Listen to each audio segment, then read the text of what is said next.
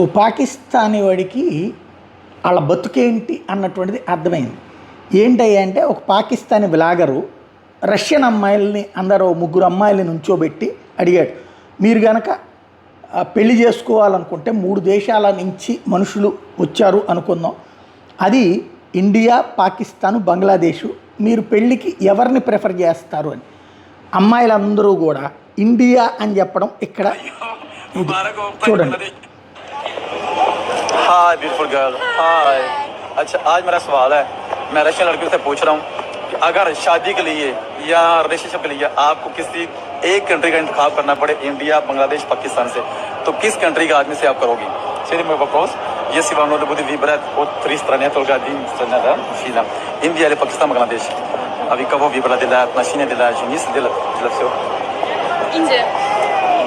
Индия. Индия. Индия. Индия. India. लो भाई, India वाले भाइयों मुबारक हो। पाकिस्तानी बांग्लादेश को नाराज नहीं होना, या गौरी पाकिस्तान बांग्लादेश दुनिया नहीं ना दे विजय सर बहुत, या तो मैं भी पाकिस्तान का हूँ, मैं नाराज नहीं हो रहा, या तो जिस पाकिस्तान या नहीं विजय सो इंडिया అది సంగతి. ఇండియానే ప్రిఫర్ చేస్తారు, ఎందుకంటే ఇక్కడ సంస్కారం సంస్కృతి ఉంది. సరే, కొంతమంది ఏడుస్తారు, కొన్ని వ్యక్తిగత సంఘటనలు ఉంటాయి, దాన్ని బేస్ చేసుకుని ఏడుస్తుంటారు. కానీ పాకిస్తాన్లో ఏ మహిళకి సగౌరవమైనటువంటి హక్కు ఉంది, అలాగే బంగ్లాదేశ్లో ఎట్లా ఉంది, ఇక్కడున్న మహిళకి, అది హిందువైనా ముస్లిం అయినా క్రైస్తవ మహిళకైనా ఎంత ప్రయారిటీ ఉందన్నది ఇక్కడ పాయింట్.